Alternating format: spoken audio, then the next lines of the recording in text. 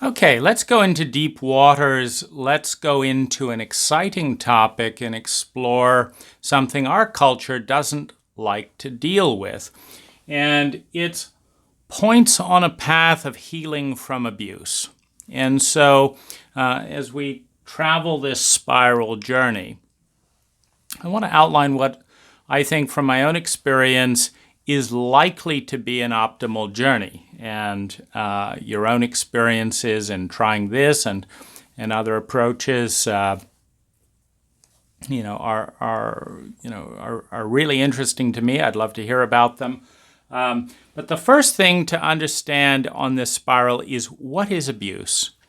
And another way of saying abuse is ill use. If you try and clean a window with a hammer, you are likely to ill use the window and perhaps the hammer as well.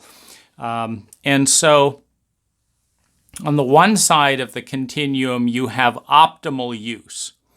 Now, optimal use is correlated with intelligent use, and intelligence is the efficiency of transforming energy into human well-being.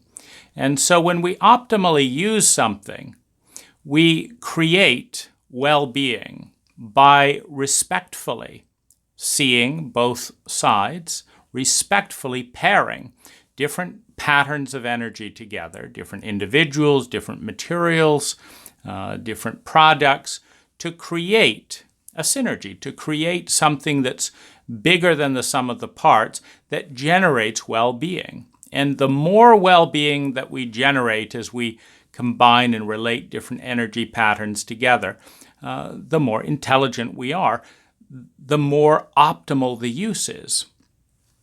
Because our ideal here is that every single unit of energy is working collaboratively and synergistically, time, money, natural resources, over here, over here, over here, to create a synergy of extraordinary amounts of human well-being, efficiently, meaning not just bungling along and creating all kinds of suffering along the way, but efficiently. And so that's optimal use. And what this immediately does is takes us into the domain of the individual.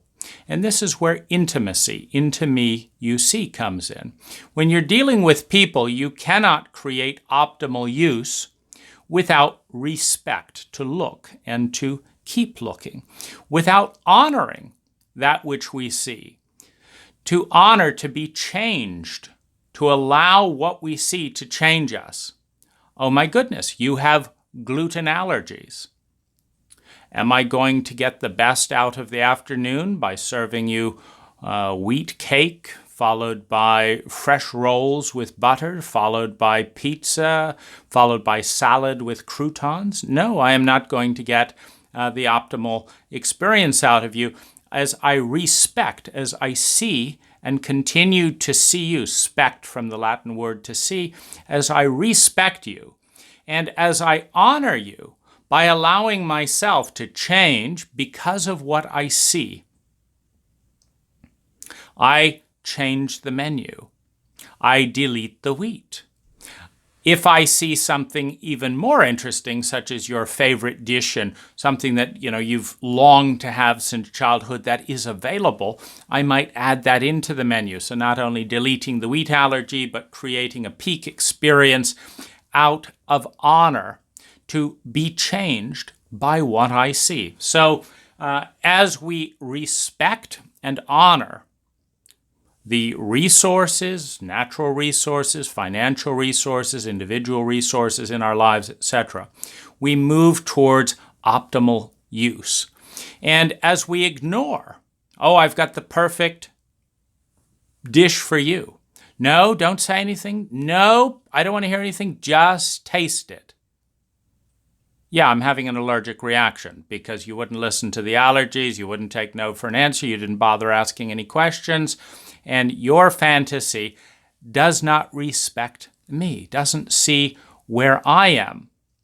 So you have this continuum. So optimal use begins with respect, understanding the principle of intelligence, understanding how honor unleashes the peak potential of energy, which is always stored in a pattern. All a person is a series of light stored in a particular pattern, in a personality, in a set of memories, in a set of algorithms and paradigms for decision making. And the more we understand, the more we see, the more we can unleash the abuse, the more we can unleash the potential and avoid abuse. So abuse is, conscious and knowing abuse is refusing to see. So someone says, that's too much for me. But the other person says, no, it'll be fine. I barely climb up the mountain up behind my house and I'm winded. Oh, you can climb Everest just fine. You got to think with a positive attitude and climb Mount Everest. So abuse begins with not seeing. Now, cruelty, conscious cruelty, the intentional desire to hurt, is another matter. Because you can abuse someone through willful ignorance and projection of, and overlay of one's projection. You can abuse someone through unwillful ignorance, meaning you wanted to know, they had no idea. You go into the doctor and they say, do you have any allergic reaction to any of our medication? You say, I have no idea. I've never taken any of your medication.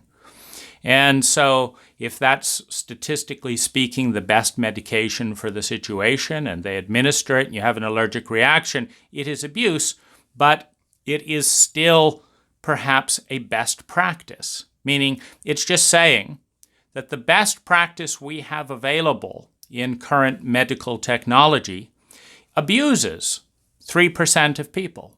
Now, because it only abuses 3% of people and 97% of people are benefited by it, and we don't know what to do, and we can't test the allergic reaction without trying something, what we do is the 3% that have an allergic reaction to this or this or this or this, we tend to them until they're back to good health, if at all within our ability. And so it is abuse, but it is the least abusive thing that we know. And so there's a continuum. Abuse is just the misuse of something. And certainly if you inject a chemical that causes all kinds of problems with the intention of healing someone, you are abusing them. But you may not have an alternative. Think of, again, that Everest expedition which your best friend, convinced you were good enough to do with that positive mental attitude. You're halfway up the mountain, you break your leg. They have to decide, are they going to drag you down the mountain abusing your leg, pain all the way, or are they going to leave you up there to freeze? You have to decide what will be the least abusive in that situation, being left to freeze or being dragged down the mountain again by your friend with a broken leg. That is, the bone is breaking and jabbing into itself and damaging itself every drag and step of the way, every jolt. And so there's a continuum of abuse, one. There's a continuum of best practices or technology, two. You can be in a poor country where they just don't have vaccines. And so they use leeches or they use this and that and the other. And perhaps the leeches are effective 60% of the time and the vaccines are effective 97% of the time. And so you use what you have on that continuum. And then there's also the degree of consciousness around the abuse. When someone says, I have a really delicate left elbow, please walk gingerly around me. And they say, yeah, they don't pay any attention and bang you in the elbow and, disjoint it and stuff. And then you tell them again and yeah, whatever. And they hit you again with a table as they're moving furniture. And, there's a willful level of abuse. There's a willful level of ignorance. They don't bother learning this. They don't want to pay attention to this, etc. It's a willful form of abuse. And so those are the continuums of the abuse. But when someone has been abused, and I'm specifically focusing on traumatic abuse and to some extent, although this is applicable in all areas, sexual abuse, traumatic sexual abuse. And that's been my own journey with a therapist. So what is the abuse and why is it abusive? Now, normally, like in my own example, when the abuse, a certain degree of abuse will at some point show symptoms of pain. So in my case, I was driving north on 101 after a series of incidents that were deeply abusive by my therapist. I was driving north on 101 in part of this cumulative process of abuse, of disrespect, of dishonor, refusing to see, refusing to change by what was seen. And all of a sudden, something I'd never experienced in my life occurred. A surge of weeping and tears just burst out of my body. I'm driving 75 miles an hour. I didn't get a warning that this was coming. And so I don't know what terrain I'm in because this has never happened before. I have never spontaneously started weeping and never spontaneously while driving. So two new experiences.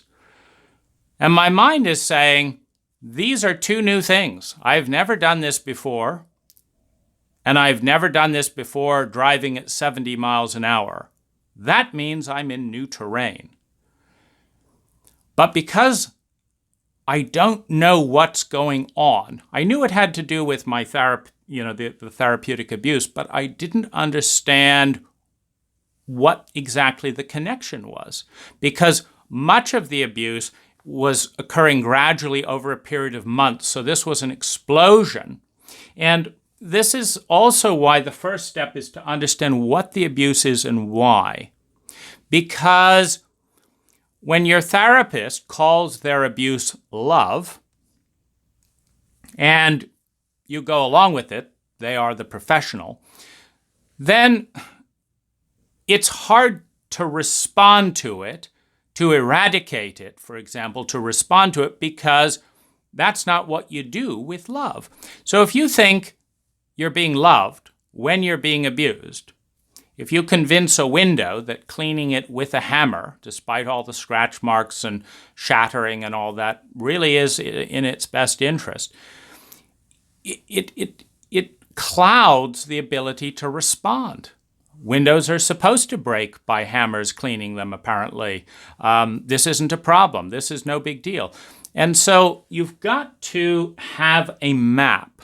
You've got to have a map as quickly as possible that correlates with reality.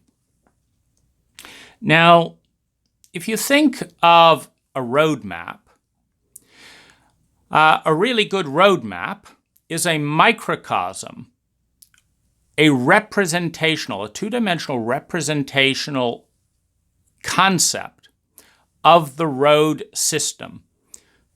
If you run your finger along the map, you're not going to experience bumps or consume gasoline, etc. So it's not reality. It's a map of reality. And abuse happens when one or more of the people involved in an interaction does not have an accurate map of reality. And I'm talking in this case about unintentional abuse. I don't believe that my therapist set out to abuse me. He may have fought to abuse me and fought the feedback, but I don't think he consciously said, I'm going to ignore what my client is saying. I'm going to do this and this because I really want to mess up his life. I think he had a different map of reality. A map of reality that led him to abuse me because it was not a map of reality that respected who I am and what's there. And so it's important to understand that the conscious mind, that the human ego, is always following a map of reality. It's not dealing with reality. The millions upon billions of protons, electrons, and atoms that are swimming around us in a soup of chaos, the infinite dimensions that we're not conscious of, that's reality. We're in a tiny little box looking out of these little holes. It's it'd be like the entire tapestry of the multiverse is blocked out by a cloak called the human body. And after it is completely extinguished, so there's no connection, you take one bit of consciousness and you put it inside and you just cover it with this black sheet. And then you poke little holes in the sheet. And you say, okay, you can see out of these little holes, you can hear here, you can sound here, and you can touch here. But other than that, you don't see anything. You don't connect. Well, you're not dealing with all of reality, so you create little paradigms, little philosophies, little thoughts, etc., that have something to do with reality. When you say that life's peachy, that's a nice little concept, isn't it? And it helps us look around for nice things in the world. But if you look closely at that map, life's peachy, the first thing you'll notice is there are not many peaches in this peachy life. So it's a metaphor. So what it really means is life could have some nice tasting objects. But if you start touching the pavement and biting it, it's like, no, it's disgusting. I don't like eating asphalt. I don't like eating concrete, that bit of thorn. So we're talking quite metaphorical here. It doesn't taste very good most of the time. 99.99% of reality, when you put it in your mouth, does not taste very good, be it bits of salt, bits of seawater, seaweed, rotten snails. None of it tastes very good. So what is this idea, life is peachy? Well, it's the idea that there could be a great life somehow. And you look around, children being molested, it's like, it's an idea, it's a map. It's a doorway into relating. And you can springboard selectively, the human ego being a little zoom lens, you can jump over, a nice sunset over here. My goodness, my car is so comfortable over here. Then you go down to here. It feels so great to sleep. And you come up and you say, yeah, life is peachy. It relates to the sunset and the car and this. You create a little map and you say, yes, I was correct. Life is peachy. And but you can similarly look and say, no, life's a bitch. And then you die. And you look around and it's like, gosh, that's an angry person. I don't like that. Gosh, when I call the landlord for fixing the washing machine is take some days and nag. Gosh, life's a bitch. And then look over here and pollution coming out of the thing and another corruption story over here. Gosh, life is a bitch, and you do die. So and so died. Everyone's been dying in the course of history. I'm sure I'll be dead in 100 years. Even with eugenics and all the endless anti-aging and all that. I'm sure I'll be dead in 100 years, So yes, life's a bitch, and then you die, and you have a little map. What you need is a map, in this case, of what optimal use looks like and what ill use and what terrible use looks like, because that's the continuum that you're on. And it's always possible to abuse something or someone a little bit more. So you pulled out all their toenails. So what? Well, you didn't pull out their fingernails. You didn't smash them over the head here. Then you didn't pour vinegar on the wound. You can just always go a little bit more. And then the landlord can come over when your hands are all jelly and tell him to give a hand to do this. And that's when the IRS can show up and say that it's they're not ordinary and necessary expenses hiring a psychiatrist to repair from torture. The fact that it's going to cost $100,000 before you can face humanity again is not ordinary, and it's not necessary. So could you pay another $100,000 in taxes to repair from the damage? And we're just getting started. It can always get worse, and it can always get better. It's like, okay, so come on, son, you made it through the Marines. It's like we humiliated you here and here, but you toughened up, but it could get better. You could build the ego using positive psychology rather than see who drops out, and another, 80% of people drop out, and they still can't figure out what it takes to find someone who's really competent in the military. They bludgeon everyone, but, the top military brass will say, we don't actually know what makes a great officer and a really leading candidate. All we know is that if we punish people enough, most people will drop out and a few will make it. But we can't tell who will make it. We can't find this common thread. And not all of them are, just because they slogged it through, they don't always make it. And so you could say this is quite an abusive protocol to, just cause an enormous amount of suffering and futility and failure in the vast majority of people. And then a few people who have high pain thresholds make it through and aren't necessarily better officers or something than anyone else. So it's an abusive thing. You're not able to see clearly because you don't study psychology. You just, lay out difficult obstacle courses and shout it at men who have been told that real men endure large amounts of pain, which in and of itself, is that really the key measure? And so there's this whole continuum of abuse.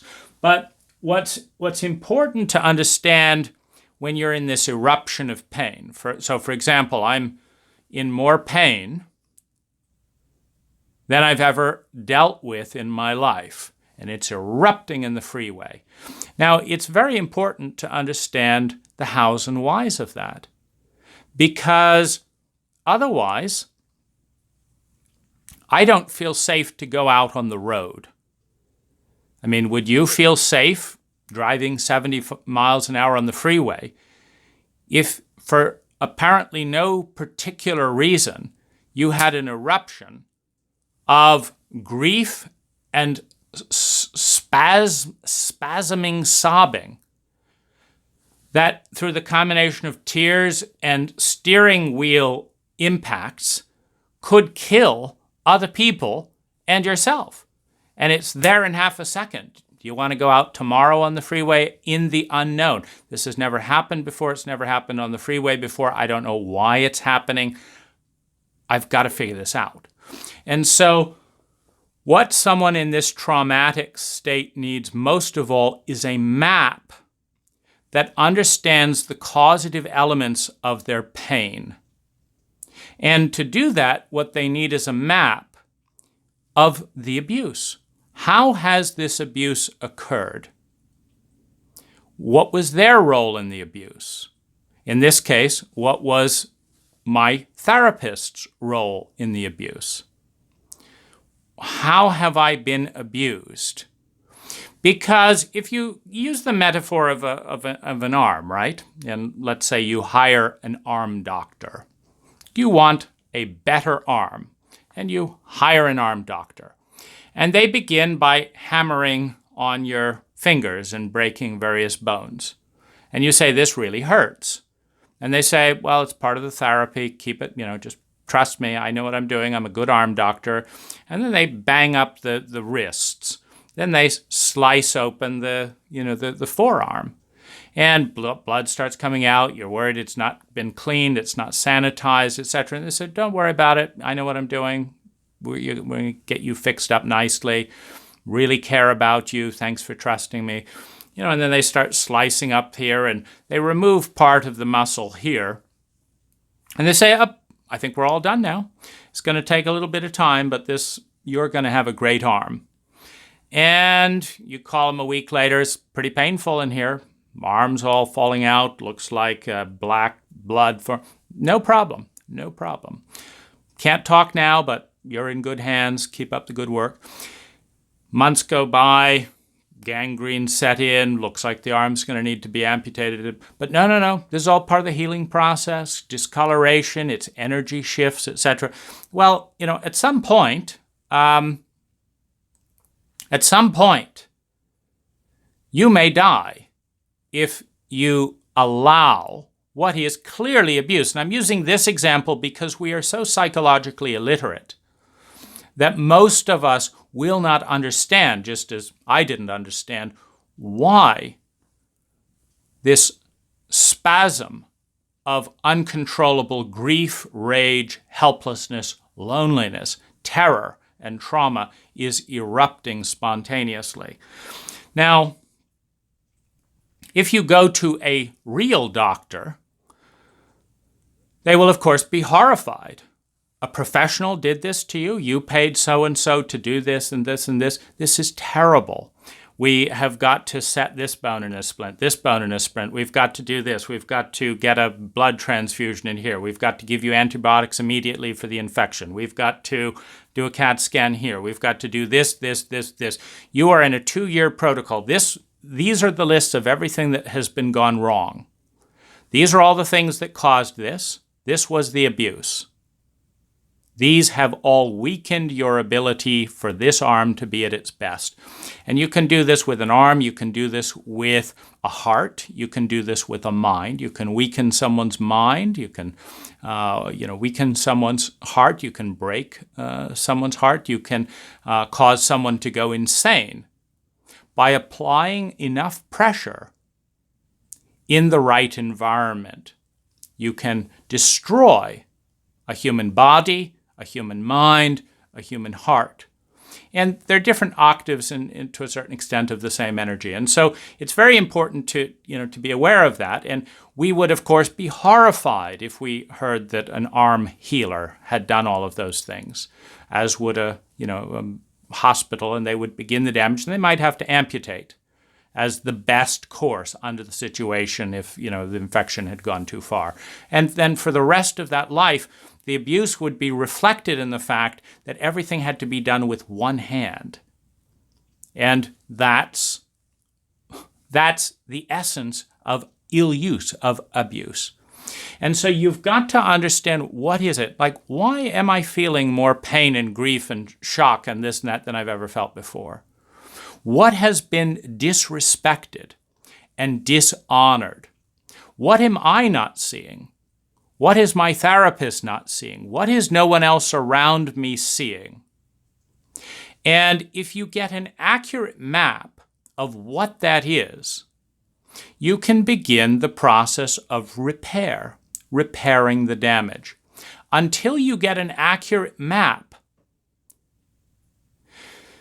it's very, very vulnerable, because if it was a therapist who you trusted and paid to help you who made things worse, the obvious conclusion is that I don't know how to pick good therapists. Now, if a therapist is necessary to repair the damage caused by the first therapist, if I don't know how to pick good therapists because I don't have a map for picking good therapists that works, then it's a horrifying experience of limbo to decide what to do. Because if the first therapist almost lacerated the entire arm, maybe the second therapist will completely rip it off the body without knowing what they are doing any more than the first, because I don't know what I'm doing in picking a therapist. And so this is, this is a really significant crisis for anyone that's going into new terrain, into this traumatic kind of situation. Because we are a culture that doesn't know how to pick therapists. And we are a culture that produces therapists that are unreliable in their application of their maps of reality in many cases. The data suggests that in a noticeable percentage of cases, a therapist can make things worse without using an accurate map of reality. And so this is a truly crisis moment. But to the extent that anyone wants to help, what you want to be doing is infusing the terrain with data. Let's look at the data here. First of all, there are significant percentages of dysfunctional therapists. And so you know yourself pretty well. You've kept yourself alive, in this case, 44 years. And so which were the bits where your therapist diverged from what you knew to be right for you? And so in my case, when I said I'd like to take one psilocybin mushroom as my first psychedelic experience, it was because I'd had a dream about being overwhelmed and swept off my feet. It was because I knew I had a sensitive body. It was because it was my first time and I wanted to go slow. Well, my therapist had a better idea. He argued and insisted for 5 minutes that I take 3 mushrooms so that I would get my money's worth. So he's looking at a map in which more is better. So that's his map. And he's looking at a map of which he's worried that he will underperform if I just have a mild experience rather than an intense experience. And he's using a map that if he produces an intense experience in his patient, that he's a good therapist. But if he produces a mild map, he's an average therapist. And he wants to feel great. And so he's got to push his clients into having intense experiences. And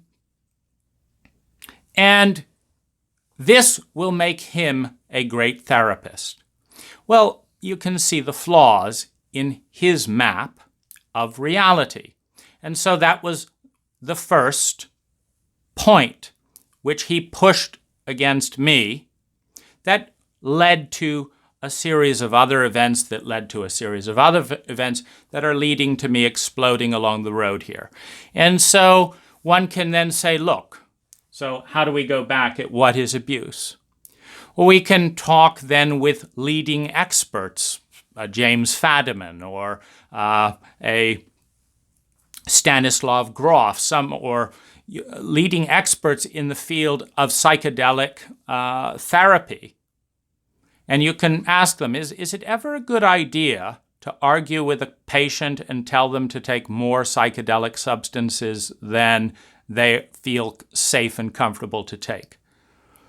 And if you do make that particular call to a couple of experts, you will say, absolutely not. There's always another day. Do not force a client to take more psychedelic substance than they feel comfortable with, particularly if it is their first experience, if the relationship is fresh, meaning this would be the first time that Peter Sandhill, did this particular session. And so this is abuse. This is not optimal use based on the data of best practices. It is abuse. And the problem is when you participate, meaning to please my therapist, I participated in the abuse. To please my therapist because I wanted to be liked. And that seemed to be what it took for my therapist to calm down and like me. So that's why I participated in that abuse. Now, I participated in the abuse because I didn't have a map. Being that I was paying $175 an hour, I didn't have a map of what was supposed to happen here. Nor had I anticipated, because no therapist before had ever pushed me into this terrain. And so I hadn't encountered a therapist in 40 therapists that I'd worked with who had been this insistent in this type of terrain. So it was new territory for me. And I didn't have a map to say, look, you don't belong being a sitter. If you think you have business pushing a client to go beyond their safety point in new terrain, and you haven't asked a single thing about them? So that was the abuse that I didn't see that was before that. Because a good psychiatrist, a good psychologist, a good psychedelic sitter that truly wants to see and respect the process is actually going to take time to get to know the feminine side, the inner world of their client. Tell me about some of the things you'd like to work on. Where have you gotten stuck? You've worked with a bunch of therapists and people before. What worked and what didn't work for you? What is the worst thing that could happen here? What have therapists done that have made things terrible for you? And what have therapists done that have made things great for you? I see the patterns. And how does this tie into your family history? Tell me about the abuse patterns of your mother and father. Where are your bones? Where have they been broken multiple times before? I see. So those are weak points because that bone has been shattered 18 times. I see. Okay. So good to know. Good to know. I'll be very careful with that bone. So this is respect. This is seeing. So when someone starts pushing you but doesn't see you because they don't have the humility or take the time to see you, well, you're poised for abuse, and this is what one needs to know. Now, the reason one needs to understand what is the abuse and why is it abusive is that in most cases, certainly in a paid client dynamic, the client must participate in the abuse. Now, the abuse may be, I don't see myself clearly, so I'm going to do what the therapist says. And I don't see the therapist clearly, and so I'm going to pick a poor therapy. So that's poised for abuse. And so you can say, well, you are not a safe person for yourself because you're going to go get a mechanic for your car, but you don't know what's wrong with your car, and you can't tell who is and isn't a good mechanic. And so you could spend $5,000 and be just where you are. They replaced the starter, but that wasn't the issue. And then they charge you to redo the windows. But the windows were working fine before, and there's another $800 for the window motors. And then there's $2,000 for the carburetor. And it's like, and then it's like, my car is still not running. Oh, I know it needs a new engine. You know, if you don't know anything about engines, and you don't know anything about mechanics, well then perhaps the best thing is to get 3 opinions and pause and break it down. But I was in a hurry, you see, and this is, you know, the urgency of probable suicide. The urgency of probable suicide combined with the scarcity mentality created by the FDA and the Schedule I regulation of psychedelic mushrooms, an absurd regulation, creates a scarcity mentality. So I'm taking my first psychedelic experience in the hope that I'm going to learn something that will give me a reason to live because I've done everything I know to do and I want to die. And I'm in a hurry because I'm in a lot of pain, you see? And so you can see this disrespect of the hurry in a scarcity dynamic. So I'm in terrain that's predisposed because the same scarcity dynamic of not publishing an adequate amount of psychedelic papers means that there are not as many accepted and clear protocols in psychedelic terrains as there are in traditional marriage and family therapy, for example. And so that means it's harder for me to know what the thing should look like, but it's also harder for the therapist. Now, in an intelligent world, the therapist will slow you down and say, look, this is a new field. I know very little of what I'm doing, so, we should go slowly here. Except if your therapist has a map that being a great performer right off the bat, experience or no experience doesn't matter, is more important in a situation like this than doing one's due diligence.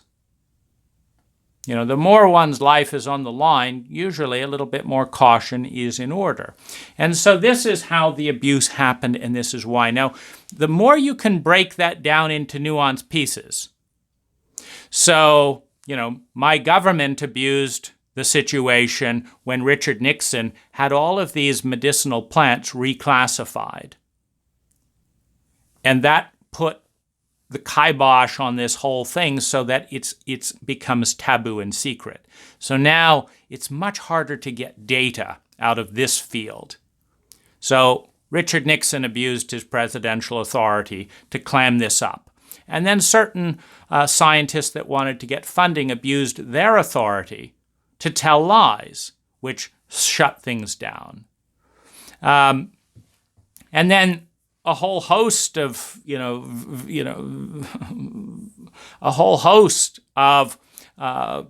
media attention and frenzy abused their role of accurate reporting to ignore the data and follow the politics. So there's been abuses. And then my therapist is abusing their role by even being involved in a domain that they will not take time to read a few books first.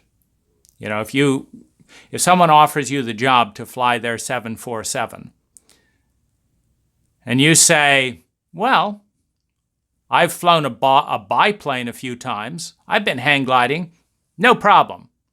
Let's steamroll ahead. Who needs 6 years of aviation training? I'm your man. Thanks for thinking of me. Here's my hourly rate, and show me where the throttle is on this 747. Let's get this thing on the runway. And you crash into a building. Oops, sorry about that.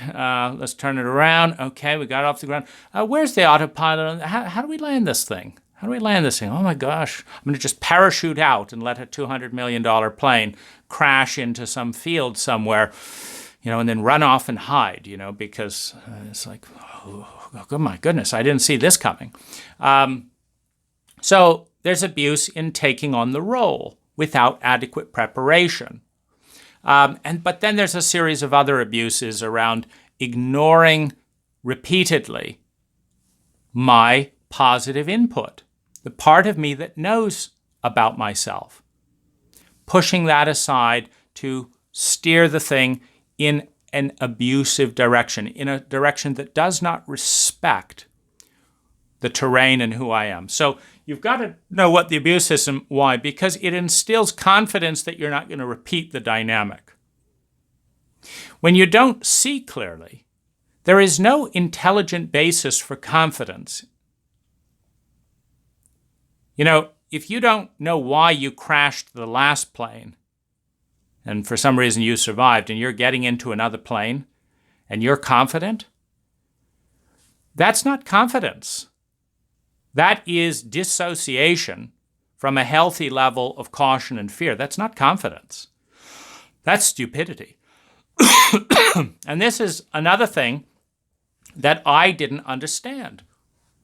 I couldn't tell the difference between Peter's stupidity and bravado, his projected air, and what he actually knew.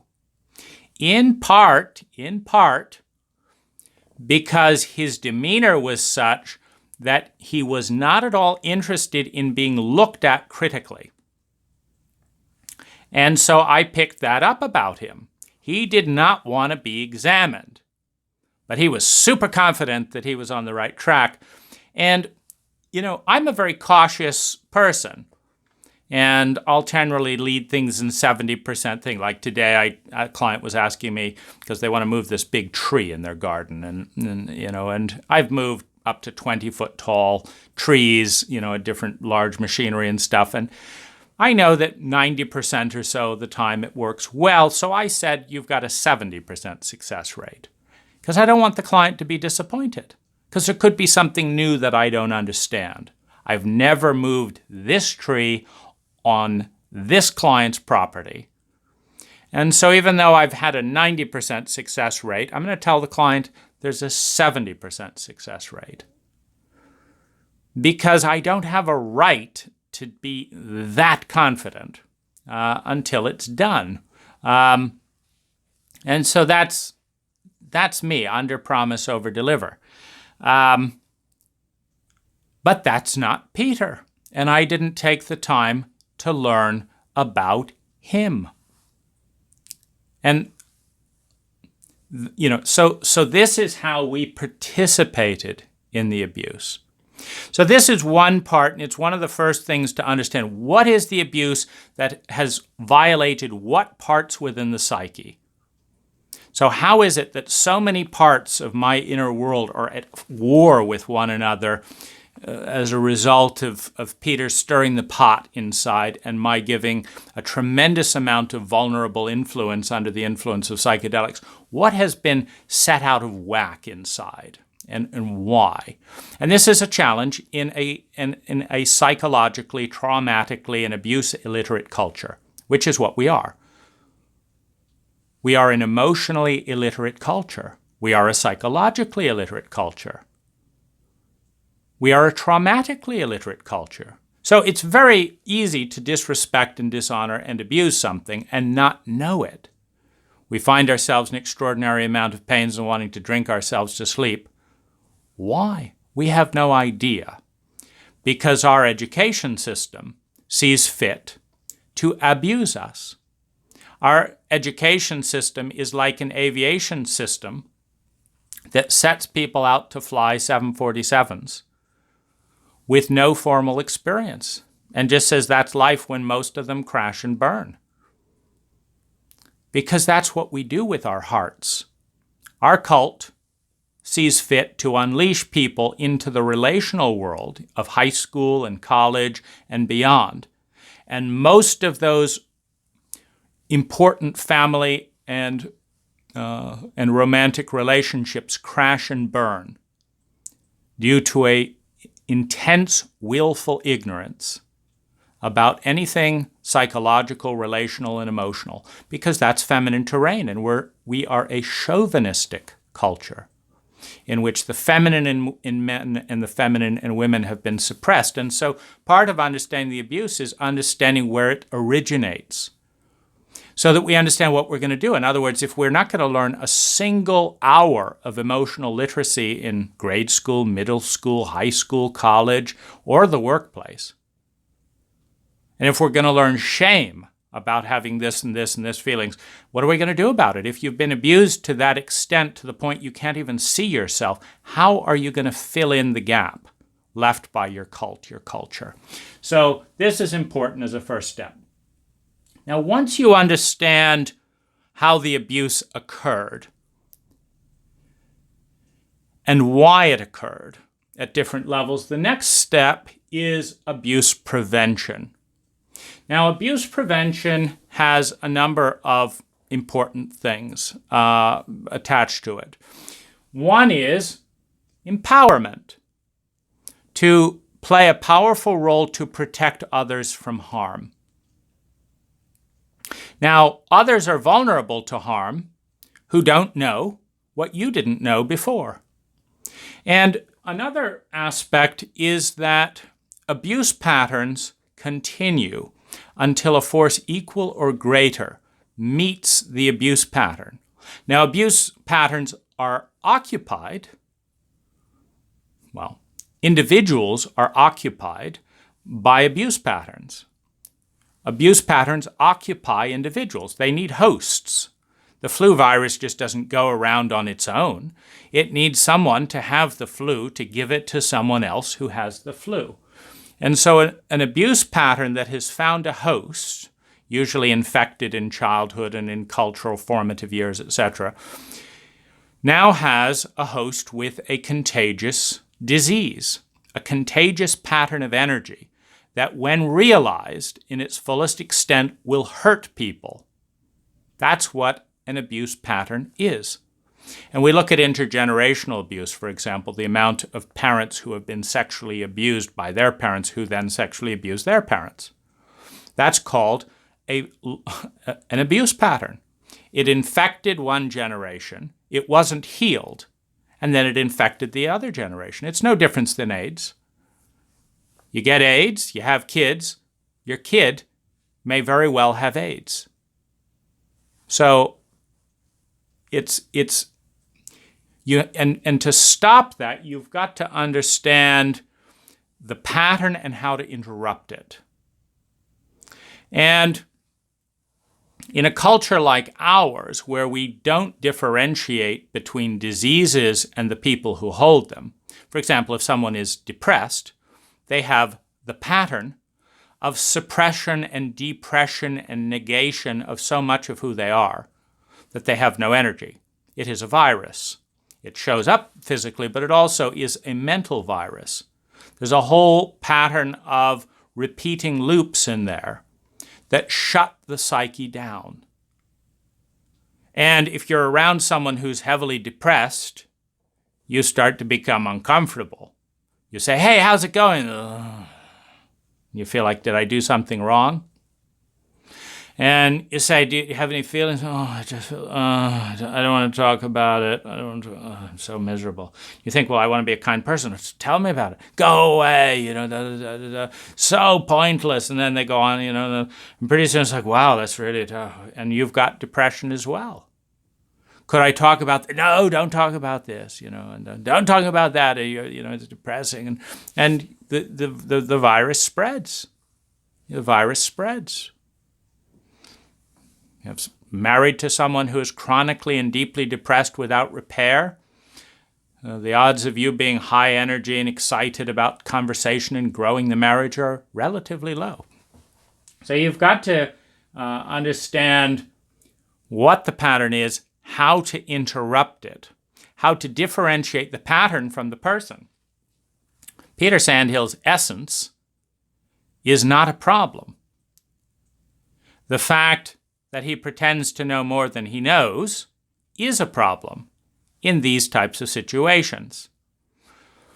Peter's great good humor and positive energy, not inherently a problem, except when, in the example of encouraging someone to go up to Mount Everest who just knows how to walk up the back hill and feels winded, except when it's stupid.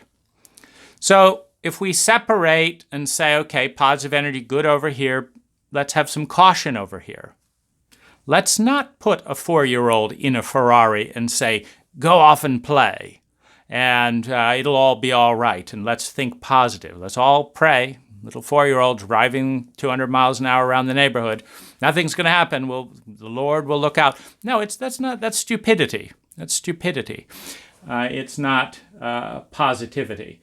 And it also, when we prevent abuse, when we've been hurt deeply, as this is one of the biggest pain points of my entire life, when we've been hurt deeply and we understand the data out there, which is that abuse tends to continue until a force equal or greater stops it, then conscience dictates that we want to participate in stopping that abuse pattern as opposed to just allowing it to run roughshod. Now, the other thing that is really important, because trauma activates the reptilian brain, shuts down the empathic brain, and leaves you in fight, flight, and freeze. You're in a reptile gaze, because what trauma says, when trauma occurs and it's not repaired, the way the brain reads that is you are surrounded by sociopaths. You're living in a sociopathic world. How do we know that? Because the world hurt you. One. Secondly, the world has not repaired the damage. And thirdly, they're all going on as if nothing happened. That's what sociopaths do. And that's why I'm here. The reptilian brain is 200 million years old. It's what kept us alive as crocodiles, and it can keep you alive when you are surrounded by sociopaths who are numbed out with their fear, with their ignorance, with their shame, etc. They are sociopathic in this terrain. And so you need fight, flight, and freeze to keep alive when you're surrounded by sociopaths. Now, when you show empathy for someone else, the fact that you're doing it, the fact that you're saying, no, I may be surrounded by reptiles here and here and here, but I do care. I want others to learn about this. This is an avenue of healing the sociopathic message, the message that there don't seem to be any caring people who care enough to know what they're doing and then to do it. Because certainly, if we cared enough, we would know what we're doing. Now, we're a materialistic, chauvinistic culture that willfully ignores the entirety of the inner universe. You're going to learn calculus, you're going to learn algebra, you're going to learn geometry, you're going to learn about the history of war, you're going to learn about the history of power and presidencies, and you're going to learn domination and slavery and this and this and this. And you're going to learn to go out and kick balls and try and beat the other team, and you're going to learn this and you're going to learn that. You're just not going to learn anything about your soul. You're not going to learn anything that's inside you. You're going to learn about all this stuff. And every year there'll be $1 billion spent on the reinvention of the next iPhone generation that's a little bit thinner. But there's no $1 billion spent within the entire country on healing the human heart because it's feminine. So there is not a will, there is not a caring within the cult, within the culture, that says, no matter what, we're going to spend $2 billion a year out of the trillions and trillions that we spend on warfare. We're going to spend $2 billion a year studying the most effective ways to heal trauma and heartbreak. We're going to do it, and we're not going to give that away to the drug companies. And this is about caring for people. And we're going to engage the entire country in that we care enough to learn. No, we don't. We care enough to sell OxyContin by the billions to people in so much pain because they're hurting that they need a substance to dull the pain. We care enough about that. And yes, there are new opioids on the market every single day. We care about that. And so we go out and buy it, and we create the money, and we drug out. We don't care enough to learn about the human heart. And so we don't. And that's the cue to the reptilian brain. Nobody cares enough to learn first and then do what they have learned. Trauma is not a new thing, by the way. The Greeks were dealing with it thousands of years ago. But we don't care enough to remember, to put it back together. Now, the reptilian brain doesn't care what people says. Your mom calls up and says, anything I can do with you? Or your therapist says, I love you so much. I'm not going to do anything, but I love you. The reptilian brain says, you're in massive amounts of pain, and there is not a single person around you who's doing anything that's reducing that pain. You are in a sociopathic world that does not care enough to learn about this terrain and care enough to respond and do the right thing. We are in reptilian mode. And this is how a cult degenerates into fight, flight, and freeze, de-evolves into being animals. You see, it takes a certain maturity to leave the reptilian brainstem and go into the limbic system, and it takes a certain evolution in spirituality to go into the empathic system. And it takes a higher level of evolution and sophistication culturally, spiritually, and individually to go into the transcendent areas of the brain where we care about the planet and other people as much as ourselves. But when we are surrounded by sociopaths in a sociopathic state, to keep us alive in alligator land, reptilian brain comes online. So preventing abuse is a message to the reptilian brain that even if other people out there are not doing what needs to be done to reduce this pain, someone is. We are. And so it is medicinal. And so this is a step on the journey. Now, if the abuse is professional in nature, someone has taken money to abuse you, there are a couple of important landmarks in dealing with this sanely. Number one, a refund for all monies taken that were part of the abuse cycle. One. Now this is sane, and again, we're hypocritical when it comes to feminine terrain because we're chauvinists by birth.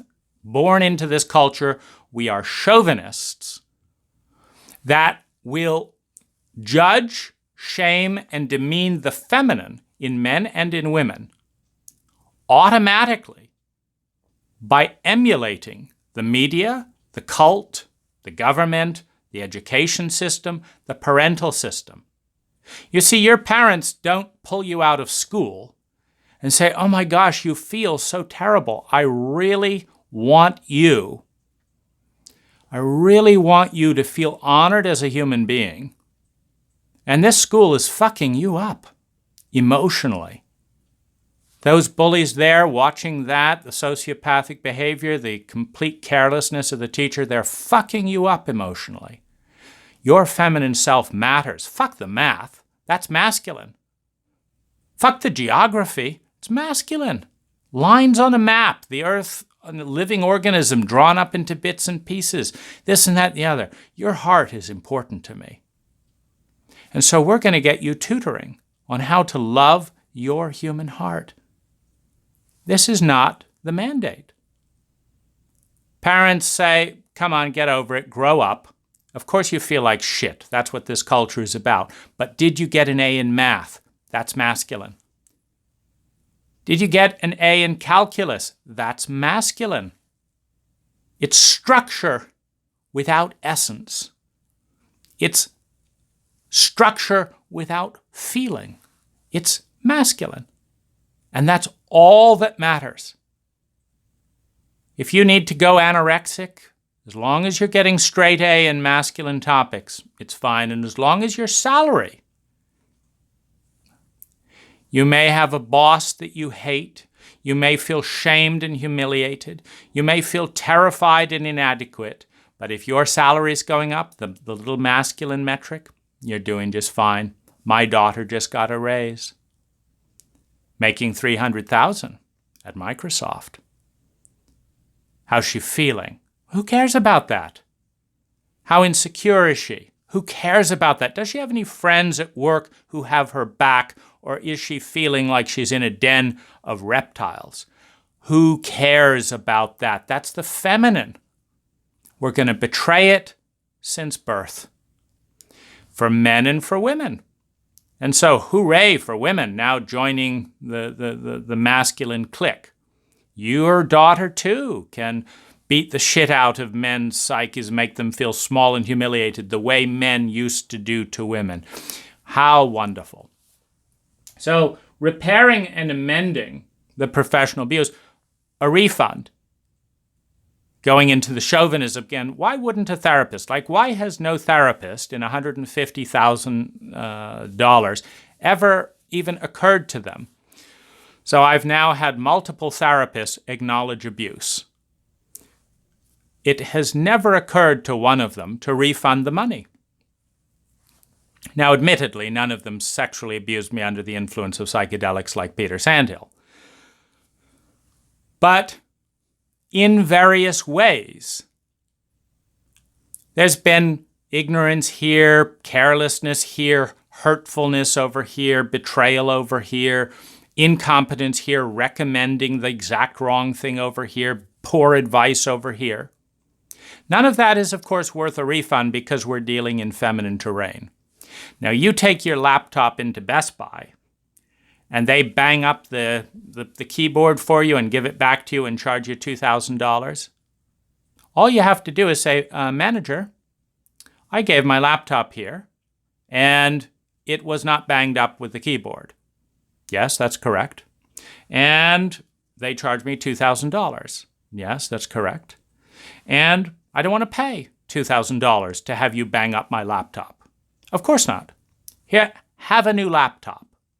Or we'll repair it all, plus give you a loaner, etc. This is outrageous, and we're very, very, very sorry. So that's masculine terrain, because of course computers are more important than the human psyche and the human heart. we banged up this, we knocked over this, we did this. What are you here for? Why haven't you moved on? I've got other clients to see. And so we're refunding, acknowledging, and this is part of healing the abuse. If your therapist will not acknowledge the abuse and what needs to be done about it and how to avoid it, their future clients are vulnerable to the same blind spots.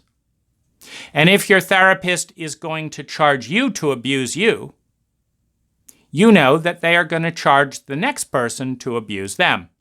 And if the next person is fortunate enough to discover the correlation that the reason they're feeling so shitty is because this, and this, and it all is the exact opposite of best practice, then if they confront the therapist, they will be punished and defensively treated. And then finally, a coerced apology may come out. And then if it does, they will not get a refund, let alone any support, because that's what they did to you. And so that's what it means to shift the abuse prevention, to figure out what needs to happen so that this doesn't go on to more people, because other people matter just like me. And that's part of lifting out of the reptilian brain into the empathic brain. It's part of lifting out of the instinctual brain into the database brain that said, yeah, if you talk with a very knowledgeable statistician in psychology and say, okay, you have 1,000 people who abuse someone, and they defend and deny and charge money for it, and they go off with more money after abusing people, how many of those abusers change after one abuse cycle? They will say a minority, a distinct minority. And so you're in intelligent terrain as you're going along the process here. Now,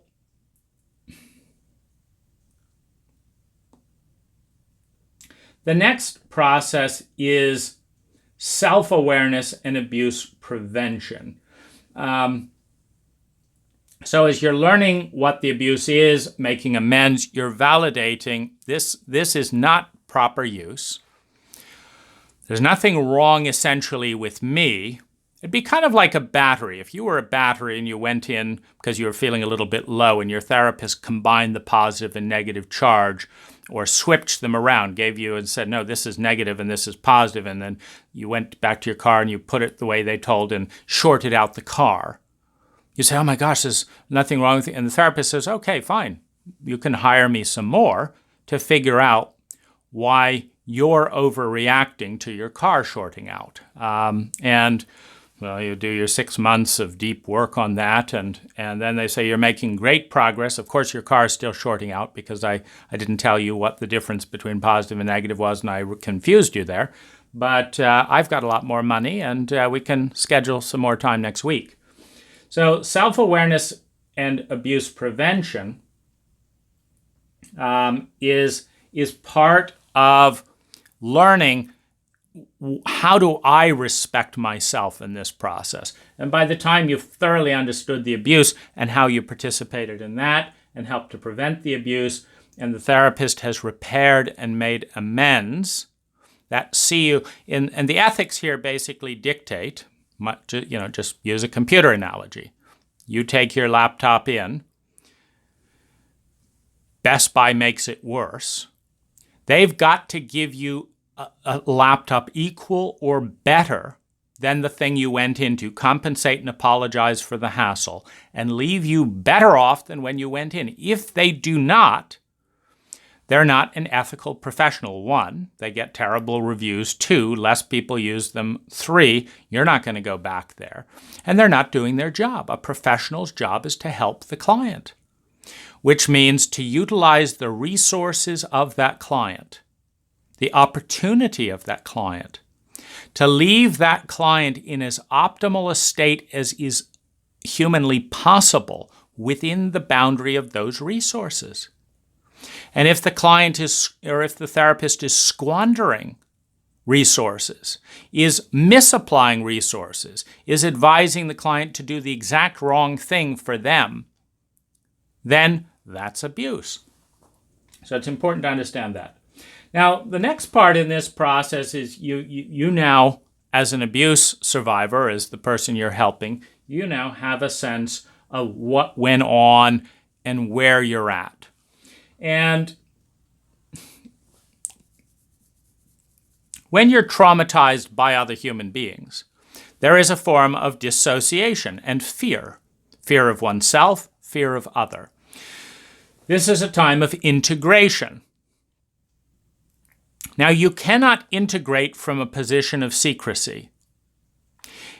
It'd be kind of like,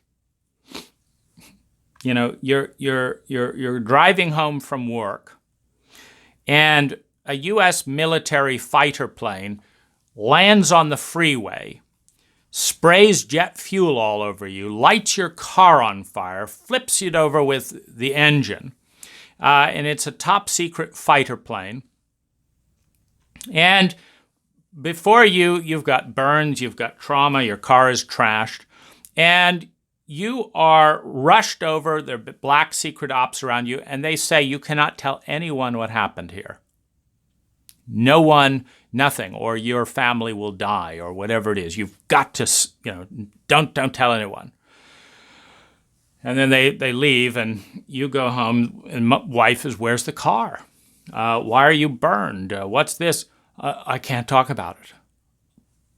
And pretty soon your wife is mad. The neighbors are wondering what's going on. None of your friends can help you because they don't understand what's going on. You cannot respect, see, and you cannot honor yourself or another person until you see what's going on. So you need into me, you see. You need integration through transparency in your community. So this is, of course, where the high facilitator body escalated the abuse with a protocol of community secrecy. Nobody can know that our facilitator abused a high participant. And what that means is the high participants, within the cycle of abuse with Peter Sandhill, I had the highest experience of my life of transcendent love and falling in love with a man for a first time, with the biggest crash and disappointment and burn of my life, as he betrayed his professional, therapeutic, relational, loving ethics and blamed and shamed me for being the object of his professional negligence. And then his buddies lined up to sweep me out of view at the very time, in a traumatic break of the heart of this nature, that community support is most needed. At the very time when love and belonging is it's a human need. Abraham Maslow in his hierarchy of human needs, survival, security, love, and belonging. Well, the car incident shattered and shook up survival and security. And being swept under the carpet to protect an abuser who never offered a refund, and the abuse was never explained, destroyed any sense of security around meeting love and belonging. And when you understand that someone will destroy all your human needs to protect a secret of abuse, that they have no interest in changing or understanding, you have no self-esteem, because you were the one who valued yourself so little to pick these people to be your therapist. So it all comes crashing down, your 4 human needs. And then health collapses in this state. And when health collapses, again, the sense of, can I survive? Can I be secure in that survival? Will anyone love me now that I'm debilitated in a cult that punishes losers? That all weighs down heavily, and I'm alone behind a veil of secrecy. And that's why the first step is to integrate the truth back into the community. Now, another very, very important thing in the first moments and days after abuse is what happens when we're overwhelmed with emotion and trauma is a tunnel vision occurs. And basically, what the psyche is doing is saying, I can't stop 20 out of 10 chaos, noise, and din going on inside and out. Nor can I think clearly with all of that overwhelm, uncertainty, and chaos going on. So what I'm going to do is I'm going to tune 90% of it out, and I'm going to focus and fixate on a few little things because that feels safe. Because the house is burning over here, my screaming dog is over here, something's going on. I cannot focus on, I can't deal with it. So I'm going to create tunnel vision as a coping mechanism. Now, the good news with tunnel vision is it manages the overwhelm.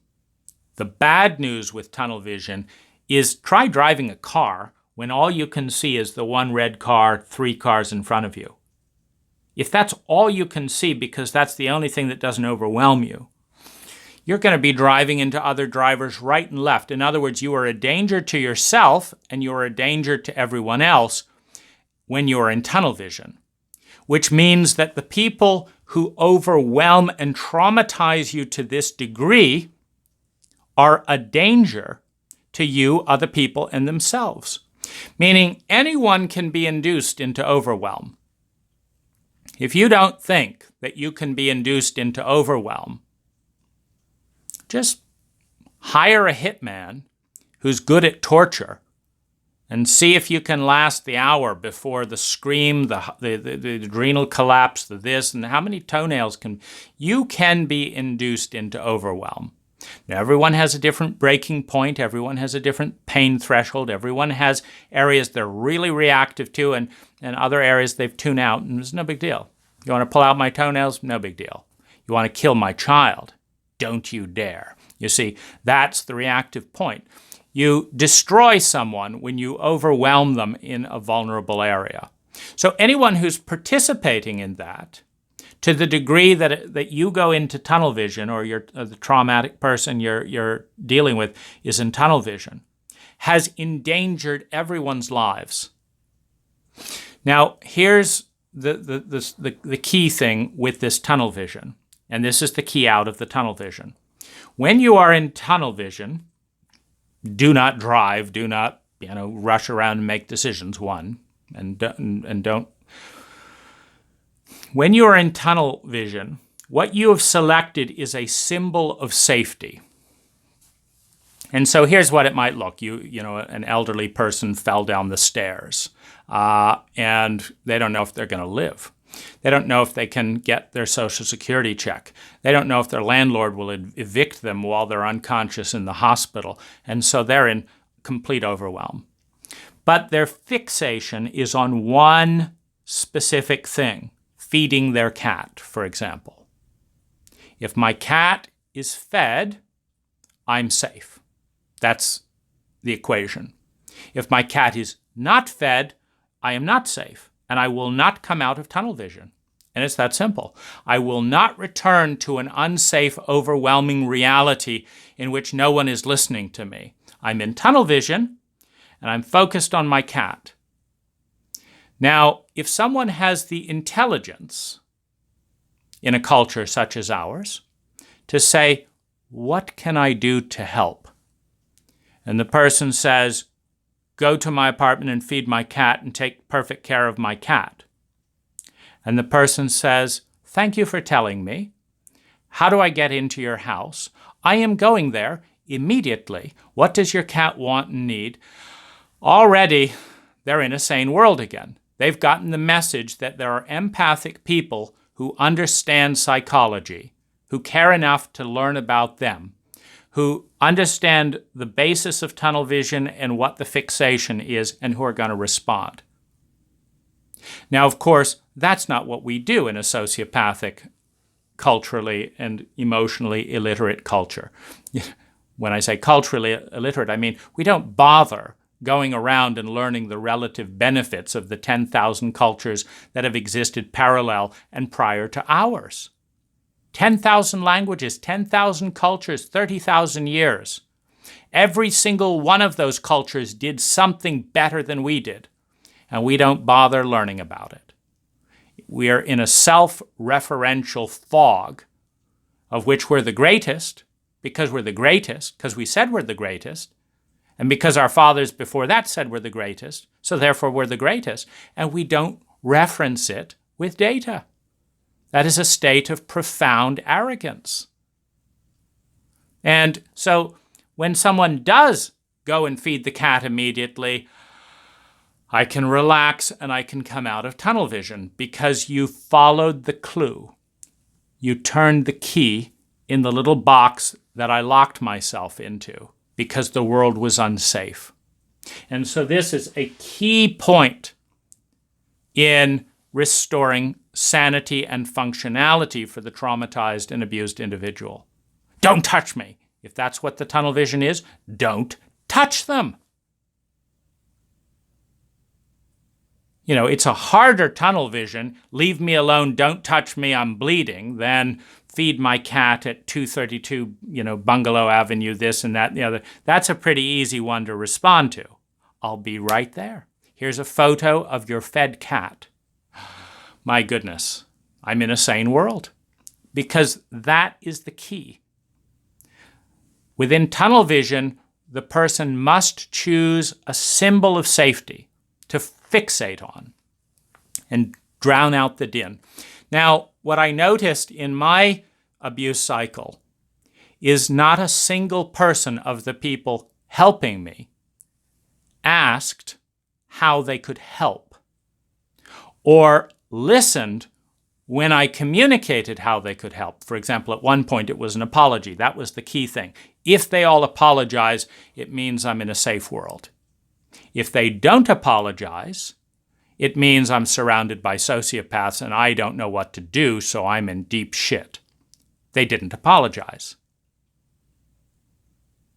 So I was in deep shit, and the process escalated 70% in that one 48-hour period.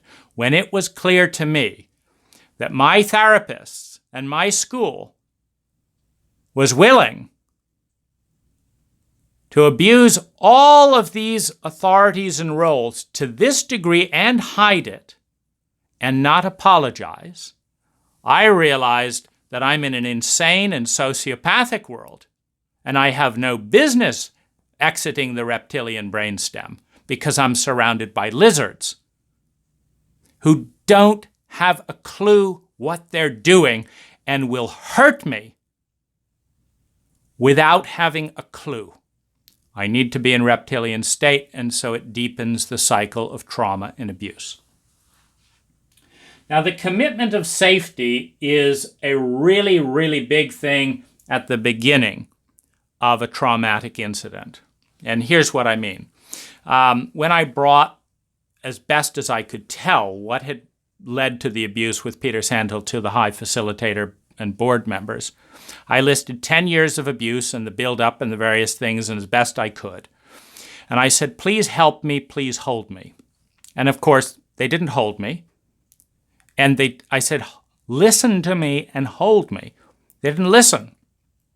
And they didn't hold me. Instead, they had a meeting, and they decided they were going to keep it under wraps and that this was not a high issue, which meant I'm on my own. But I can't deal with this alone. The very fact that I had a near-fatal explosion on the highway that I didn't expect told me I didn't know what I was doing.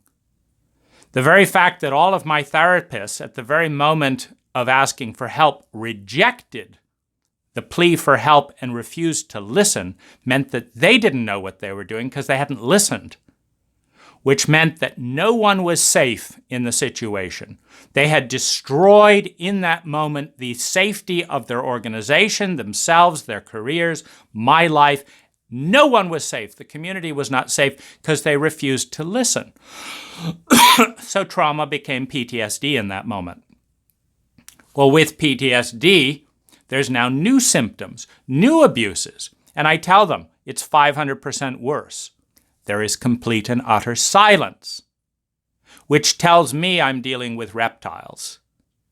Because if you tell your therapist, your doctor, your hospital, your support network, it's gotten 5 times worse, and they say, well, we're not even going to reply. This isn't worth a reply for us. And I know that this is the most pain I've felt in my entire adult life, and I said so. Now we're into deep waters, very deep waters. And so this is the way to make it worse and to create a much bigger problem for a lot more people. But how's the way to make it completely easy? Now, when I talked with Peter Sandhill, my abuser, the first time we spoke, he said, I am never going to trust you for the rest of this lifetime. Because you told my wife and my colleagues what I did, I'm never going to trust you again for the rest of my lifetime. So that's the exact opposite of what I'm talking about here. What we're dealing with here in a commitment of safety is a statement like this. 1, this is not your fault. 2, we are going to do whatever it takes to A, learn what went on, B, stop it happening again, 3, keep you safe, and we appreciate you for giving us the opportunity to respond.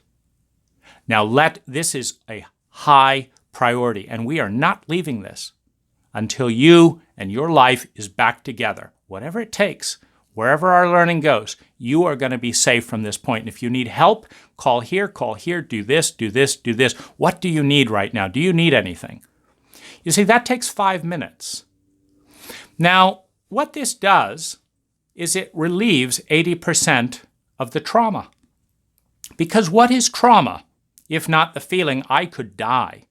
I could die socially, financially, physically, mentally. I could go insane. I could die. I could go broke in a sociopathic cult in which I'll be labeled a loser. My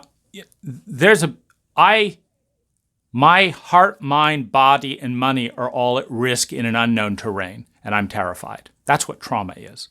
Now, as soon as one person with some credibility and earnestness says, I am going to do whatever it takes to see you back on your feet.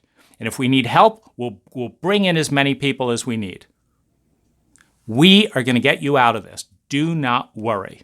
No, what can I do right now? That takes 5 minutes. And 80% of it goes down. Because you can always solve a problem with that level of commitment. But of course, what high did was the exact opposite. They said, this isn't a high issue, so we're not going to help you, which escalated it into PTSD. So that's the terrain that you want to get in, because we're dealing with intelligence and efficiency. Meaning, wouldn't it have been nice for my therapists for high if they had eliminated the whole drama in 5 minutes by saying those things and meaning them and then doing them? Learning about how to stop the abuse, taking full notes about what happened, letting the community know they need some support here, here, and here. It's easy. The whole thing is fixed and done. Instead, what they told me was that keeping their abuse cycle secret was more important than my life. So there would be no people brought in because it had to be kept secret. And there was no commitment on their part to seeing me whole. The trauma went through the roof as that message sunk in with behavior after behavior, with silence after silence in that domain. This cost me years of life. The amount of stress my body went through collapsed me within days of this occurring and has affected me for years. And it could have been solved in 5 minutes. That's why you call it abuse. When you could have wiped and cleaned the window clean with a nice microfiber rag and done, but you go to great pains to bring in a backhoe and smash the window repeatedly and break it out of its frame and say, there, is that cleaned? That's abuse, because you're spending extraordinary amounts of energy to make things 10 times worse with no concept of what you're doing and an unwillingness to ask for help from a more competent source because your secret is more important than the life of your client. That's abuse of everyone. Everyone suffers when this happens. Now, the next thing is an assessment. And this is really important in calming the ego down. The ego is in unknown terrain. And so it's got to track what's going on. This is a tracking protocol. You need to know physically, emotionally, logistically, financially, socially. Physically, emotionally, mentally, financially, socially, and logistically. What is going on? Meaning, if I collapse on my floor and can't move for a month, that has impact on work, which has impact on money, which has impact on my feelings, which has impact on my thoughts, which has impact on my social life. For example, a nice person who'd been quite friendly with me and as in this period asked me how I'm doing. And I said, I'll send you a recording. It's overwhelming and all that. And I sent her a recording of all the abuses that were going on. And I felt enraged. And she didn't know what to do with it. So she just never spoke to me again. That's what an emotionally abusive and socially illiterate and traumatically illiterate culture does. It doesn't understand a trauma cue. It doesn't understand a trauma response. It just says this person is unusual and I don't know how to deal with it except to get them out of my life. So I lost a warm acquaintance because of our social illiteracy, because of our trauma illiteracy, because of our abuse illiteracy in a trauma, emotional, and abuse illiterate culture. So this is a setup, by the way, meaning when these things are going on, because your therapist is abusing you and your social network is collapsing because they're illiterate about how to respond and you're illiterate about how to coach them and your protectors and providers, your community is making it worse, that's abuse. And so this ongoing tally of what's happening at what level and why is absolutely necessary to track and bring a sense of respect. Meaning you can't respect and you can't honor what you don't see.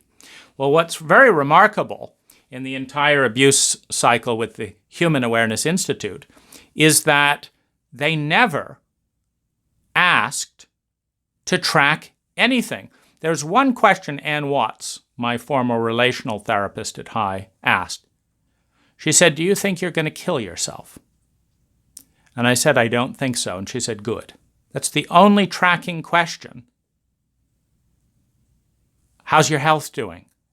What percentage have we impacted your health? What percentage have we impacted your money? What percentage has our secrecy protocol impacted your social life?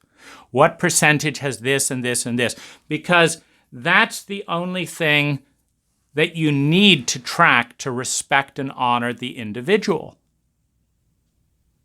For example, take a culture like ours where men are shamed for having feelings. Well, this is a culture where what that means is that many men stay home when they have feelings. And they won't leave the house and talk to people until they don't have feelings or they can put up a mask and say, I'm fine. That's what emotional shame does in a cult like ours. Well, if you traumatize a man in that condition to a point where he cannot put on a social mask and block out all of his feelings, to fit in with the cult chauvinism, he will not leave the house. If he doesn't leave the house, he may not have enough food as just one practical side effect. You don't know until you ask, which is why an inventory on an ongoing basis of physical, emotional, financial, mental, and emotional impacts and social and logistical impacts. I mean, if someone can't drive safely because they nearly had an accident on the road, which means they can't drive to their client because they've never used Uber before, and so they can't pick up the $12,000 check that's waiting for them at the client because they weren't expecting to be undrivable at that time. So they can't deposit in the bank. So they can't pay their rent. And now their landlord is shouting at them and they can't deal with trauma because they're 2 years old and they're regressed. That's abuse. But if you understand the link and you say, I tell you what, I'll send a courier. What's the client's number? Okay. And I will arrange a courier to get that check to you. Tunnel vision solved. A whole ripple effect of karmic impact just lifted. No more shouting with the landlord, no more dealing with this, that, and the other. A 10-minute helpful conversation broke through the gridlock of compounding karmic impact from the abuse because you ask, what's going on? And if someone is too overwhelmed to answer, you start piece by piece. Okay, I'd like to understand financially. What would have happened in the last 2 weeks if this abuse had not occurred financially? Well, I would have done this and this and this and this, and I would have had this in the bank. Okay. Now, what has happened? Well, I've been laying on the floor and this and this and this and this. Okay, so we understand that. All right. And so the total financial impact in the last 2 weeks is $20,000. I see. Okay, thank you. Now we're going to go on to physical things. Are you feeling physically any different than you were before this occurred? Yes. Can you describe it in percentage and areas? Tell me what's going on. Well, there's this feeling that someone has jammed a baseball bat filled with salt into the back of my head, and it's hard to think. I see. Have you ever felt that before in your life? No. Are you terrified about it? Yes. I see. Is there anything you think that could be helped? If a calm and kind woman came to my house and massaged my neck and told me that she cared about me, that would help a lot because I'm 2 years old and I'm feeling abandoned. And I can't think with this salt bat in my head. I see. I'll see what I can do, or I'll do it myself. When's a good time for you? Okay. There's a respond. Now remember, the ethics of a professional abuse dynamic is such that a professional that uses their professional influence while being paid to make things worse for a client is ethically responsible for reversing the damage, which they cannot do if they don't ask. And I think this is the biggest reason not to ask. Meaning, if you want to have profound karmic impact, but not pay the price right now, you want to give it to a future self, a future lifetime. You don't want to actually have to pay for the impact now. You want to give it to the future or hope it goes away and just vanishes with positive thinking or something like that. Then you don't ask and you don't respond. If you ask, you see. So you respect yourself, your group, your community, the other, your career. You respect. It all happens at the same time. If you disrespect a client in a core area of survival, you disrespect yourself. If you disrespect yourself, you disrespect your career. You are not looking with clear sight because no competent professional repeatedly and extensively abuses a client and then fails to do everything they can to repair it and then lets the story blow up as loud as it needs to get before it keeps other people safe, and then expects to get awarded, Medal of the Year for top therapist? No, it's a dishonor of the career. It's a dishonor of the psyche. It's a dishonor of the self. It's a dishonor of the community. It's a dishonor of your peers. It's a dishonor of your teachers. It's a dishonor of your mission. You disrespect the client by refusing to see who they are and what they need and how you impact them. And you disrespect everyone in the circle. It's one and the same. And this is a feminine principle, so of course we do not understand it. It's a feminine principle to understand that when you violate one, you violate all. This is the essence of respect or disrespect. Now, so you get this written down and you take a note, socially. What's happening to your friendships? Nobody will talk to me because they don't know how to handle it, because you haven't gone out in front and told them what's going on and they're in your community. You haven't paved the way to integrate. And so they're terrified when they hear that their teachers are sexually abusing clients. And they don't know what to do either, because you haven't taught them how to deal with sexual abuse. You've left it out of the curriculum. So you've set everyone up to fail. That's what's happening socially. And what's happening? They're failing. They're failing, and I'm failing, and my grief is increasing, so it's rippling out emotionally. But I'm already in too much grief and don't know what to do with the backlog because it's been building up for 6 months because you controlled the communication. You wouldn't listen. That's what's happening socially, if you want to know. And if you know that, you can honor. You can be changed. Oh my goodness, this is the cost of our secret. Fine, we're telling people, no more secrets. Then the love and the healing begins. The love and the healing begins because you respect, respond, and honor. Now, of course, immediately you finish the inventory, emotionally, mentally, etc., of the impact to get a sense. And this is also, when you're in trauma, you're in overwhelm. You cannot measure this. You're flooded. You can begin to measure this, it's overwhelming, etc. You can't begin to measure it till you have perspective. So you got to get it out of your system. When you're in trauma, you can't measure anything, which is why you need help at that point to the measuring.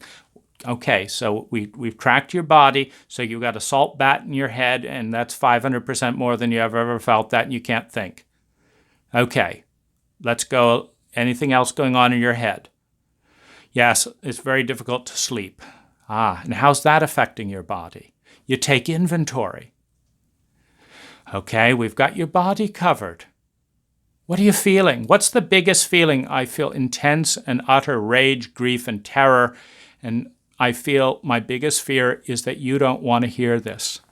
You don't want to hear this because you're more worried about looking good than you are about caring for me. I've been getting that loud and clear for months now, and I've got nowhere to turn to, and it is so lonely. It is so lonely. It's terrifying. It's lonely. It's the worst I have ever felt in my life. And this feeling is so bad, I need to escape it. And my body is dying. That's what's going on. And there's no one to comfort me because I'm keeping your secret. Because I don't want you to hate me. Because I needed a therapist to love me, to show me that people cared about my feminine side. I didn't need a therapist to dump their ignorance, shame, and abuse on me. I needed someone to love me. And you dumped your shame, ignorance, and abuse on me. And then you turned your back on me. And I feel completely unworthy and unable to love myself in this terrain. Because I didn't love myself by hiring you. And I don't know where to turn. And I'm stuck. That's what's going on. What can we do to love and support you in this area? You can apologize, for goodness sake. You can let me know that this is your highest priority and that this will not happen again because you're doing things about it and you're letting the community know. You're not going to shush this up. You're going to go loud and learn. That's what you can do. Okay, we're right on it. I'm very, very, very sorry for this. Is there anything else I can apologize for? Yes, you can do this, and this. Anything else? Yes. This, and this. Yes. Anything else? Yes. That I have to ask you for an apology. You couldn't volunteer it. That hurts so much. I'm very, very sorry that we were so self-absorbed that you had to ask us for an apology. Okay, thank you. Now if the others can own that this is their issue, they're board members. They recommended Peter. They trained. This is nothing to do with High's mission statement. This is commitment to my abuse. It's not a commitment to everyone winning. So you take inventory, then you move to what are your needs and how can we help? Have we got this straight? This is how we can help emotionally. This is how we can help financially. This is how we can help physically. This is how we can do this. Is that all we can do? What is the most important thing? We're not going to do this perfectly, and we're very sorry for that. But let's focus on the highest priorities here. How can we help? Okay. This is what you need, and how can you help? Now, the next thing that you understand, with this is you expand the circle. And this comes back to breaking the secrecy protocol. You see, when Ann Watts told me, we haven't even told the high office. Why should we tell other people? We believe it's best for you if no one knows about this. When Ann Watts said this, rather than asking, how can we help? And what would you like to see happen? And do you think it would help you if everyone knew, yes, it would help me so much. I don't want to have to explain this to people. I want someone else to explain this so that they can be kind to me. And I don't have to deal with their reactivity because it's not fair to me. I need help. So this is where we expand the circle. So now it's like Anne's overwhelmed, and rather than abandoning me, she says, who would you like to help you? Would you want to hire an outside therapist? Do you want this? Would you like one of the interns that you're comfortable with? I can see if they're interested, because we're committed to doing what it takes to learn and grow, that you come out of this well. That's what we're committed to. I'll put out an email to the entire community. This is what happened. This is what Dane needs. Is there anyone that would like to help? Respond to this email address. Dane will let you know if any of it's all right. Or I will coordinate and be in there. Just let us know. Done. We're now in an abundance mentality. When you're in secrecy, you're in scarcity. The number one thing is to keep it under wraps, and as a result, no one can help because no one knows there's a problem because it's being kept under wraps. As soon as you expand and model generosity and abundance and transparency, the whole community is engaged. I could offer this, I could offer that. And now we have a celebration. We have a celebration of a living, growing community that knows how to love and knows how to respond to abuse, where everyone wins. Everyone wins. And it's important to understand just how much you win when you help someone else through abuse terrain. In an emotionally and abuse illiterate culture like ours, when you help someone else heal and grow through trauma and PTSD and sexual abuse, you learn how to help your daughter. You learn how to help your friend, your neighbor, your coworker, and yourself. That's how you learn, by doing. So it's a profound honor and opportunity to help someone through this terrain. So they win.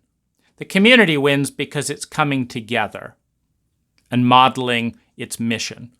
High wins because it's learning rather than shutting down information. Everyone wins when you expand the circle and ask for help. And there is always enough help when you expand the circle. When you're keeping secrets, there's never enough.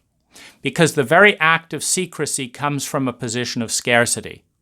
When all your therapists collude and say that we are terrified that there's not enough, And we believe that there's not enough. And we believe it so much that we've got to keep this secret. We're going to control information founded on our belief of fear and scarcity. You cannot heal someone from a position of fear and scarcity. When your therapists gang up and say, we're scared and we're in scarcity, that's how bad the situation is. And so we're going to put your life in jeopardy to protect the scarce resources that we are terrified of not having. What all of your therapists, leaders, and community people are doing are they're saying, we believe in scarcity. We believe there isn't enough. So you're not safe because there isn't enough. And that's our belief, and we're going to act on it.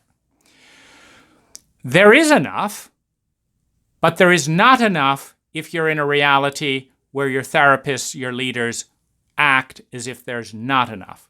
There is enough, but 90% of those resources get bound up in fear and faulty beliefs when your therapists do not know how to deal with it. The message when I'm 2 years old regressed in heartbreak trauma with my body on the floor is that I'm in real trouble because I've never seen these individuals acting so insanely. Number 2, they're acting in fear. Number 3, they're insisting on ignorance.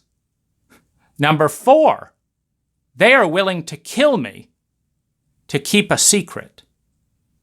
And number 5, they don't believe there is enough.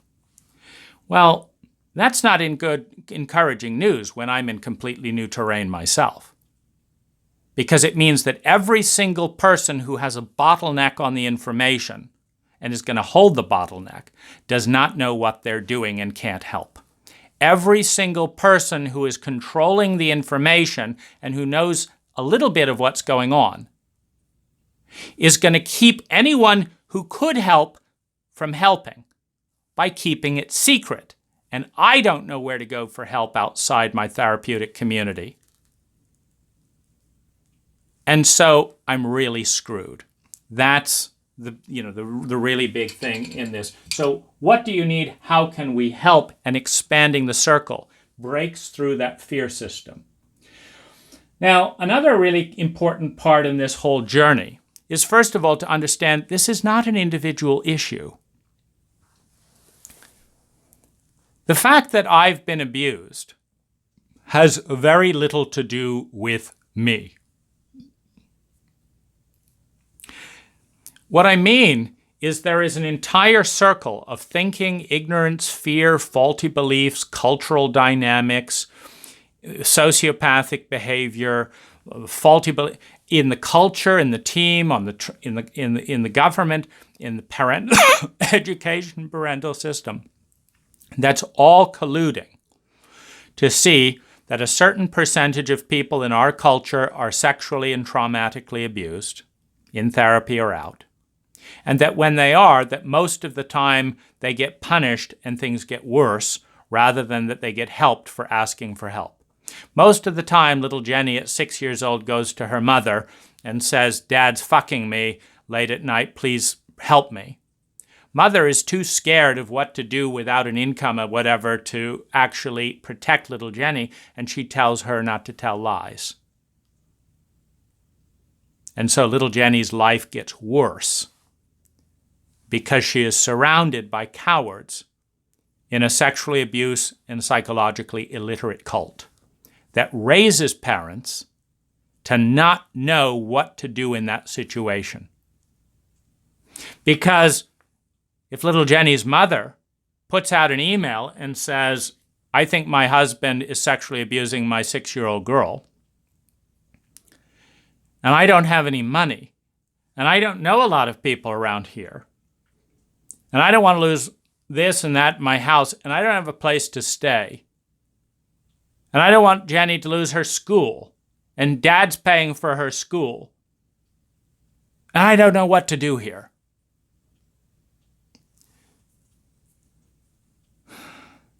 the odds are quite mixed as to whether little Jenny's reality is going to go up or go into deeper trauma. Is her life going to be filled with gossip by children who cruelly externalize their own emotional wounds in a traumatic and abusive cult? Is she going to be cared for? Are people going to gossip about mom? Is anyone going to rush in there and say, here, you're safe here. Don't worry about a thing? And if it lasts a week, is she going to be made to feel like the unwelcome guest? Will the courts believe her? Does she have to wait until there's a semen test? Does she have to wait till her husband fucks her daughter again so she can quickly get a DNA test before the courts will believe her? You see, because that's the dilemma for little Jenny's mother. And that's the dilemma for little Jenny when Dad says, don't tell. It'll break your mother's heart. So she doesn't tell. And she has no support. And an entire probability field of statistical impact, from income to boyfriends to sex life to knowing what love is, descends upon her, and she does not know the doorway she has entered as a result of secrecy, shame, and sexual abuse that will affect her for the rest of her life, statistically speaking. It will affect her job, her income, her stays in hospital, her self-image, her ability to love her husband, her understanding of what love is. That's what we're dealing here. We're not dealing with an individual. This is not little Jenny's fault. This is our responsibility. And so when we tell the truth, what we have when we understand the nuance, etc., is we have an opportunity for system redesign. And I've focused a great deal of it when I formed Happiness Data, a nonprofit, in the middle of this. Thank heavens I had an assistant who could do all the things I couldn't focus on. I have an implementer, one of the best people I've ever met in my entire life for doing what I asked him to do. I asked him to start a nonprofit. He did. I asked him to build a website to talk about the abuse. He did. I asked him to publish all these videos. He did. But a lot of my attention went into redesigning the system. How could High be safe and magnificent and do all of this right and make more money with happier clients, with safer clients, so that everyone would win? How would that work? Spent time on that. How would a community work that precluded this level of abuse and gave real support within the community structure? What would that look like?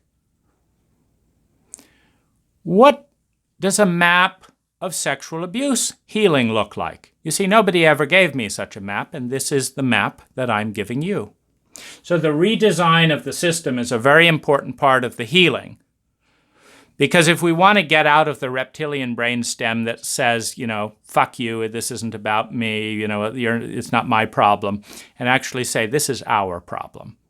And this is not going to change until every single person in the circle owns that this is in place because we are causing it and we are allowing it. And we are not bothering to understand how we are allowing it and how we are causing it, because we're too chauvinistic to learn about the feminine self.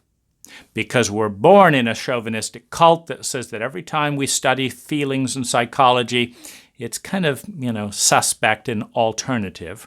Alternative to what? The masculine chauvinism of the dominant culture is alternative.